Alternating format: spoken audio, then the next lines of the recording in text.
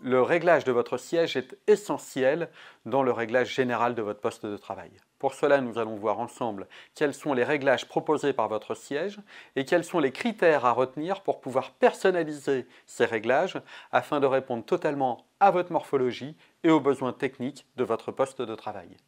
Sur ce type de fauteuil, il y a 4 réglages possibles. Premièrement, la hauteur du siège. Deuxièmement, l'inclinaison du dossier et de l'assise. Troisièmement, la dureté de cette inclinaison. Et quatrièmement, le réglage de la hauteur, cette fois du dossier, mais non de l'assise.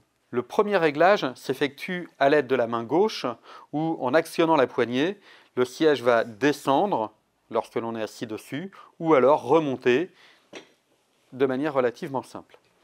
Le bon réglage pour la hauteur n'est pas tellement lié au pied, contrairement aux idées reçues, mais beaucoup plus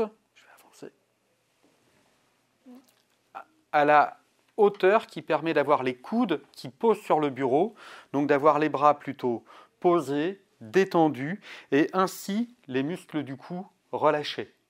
Pour le deuxième réglage, il faut actionner la poignée qui est à portée de votre main droite. Voilà. Soit vous la mettez en bas et à ce moment-là, c'est déverrouillé et vous pouvez incliner le siège en avant ou en arrière. Voilà. Si vous la remettez en haut, cette poignée, alors le siège est bloqué.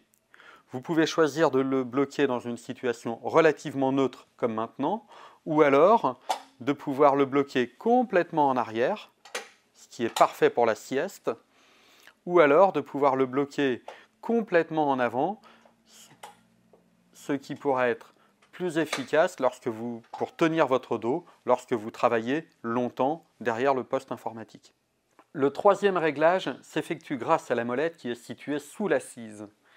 Cette molette permet d'ajuster la dureté de l'inclinaison, soit en tournant dans le sens des aiguilles d'une montre afin de durcir, ou dans le sens inverse des aiguilles d'une montre pour assouplir l'inclinaison.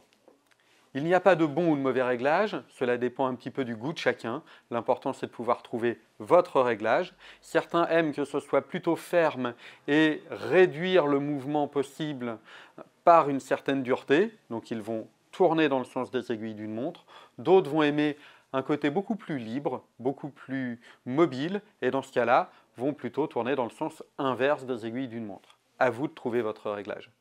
Le quatrième et dernier réglage est constitué par le réglage de la hauteur du dossier par rapport au reste du fauteuil.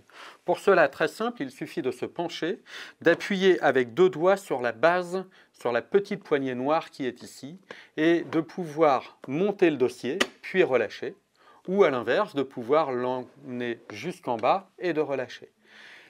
Il est tout à fait possible d'ajuster finalement ce réglage pour que la courbure du dossier tombe au niveau de votre courbure au niveau lombaire et de maintenir ainsi votre dos dans une bonne situation et permettre d'augmenter le temps de maintien au niveau de votre poste de travail.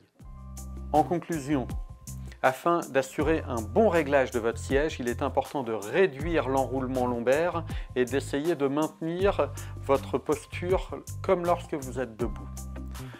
Deuxièmement, c'est d'avoir les coudes en appui sur le bureau ou les accoudoirs afin de réduire les tensions au niveau cervical. Et dernier point, c'est d'être suffisamment actif et mobile derrière votre bureau afin de vous sentir mieux à la fin de la journée.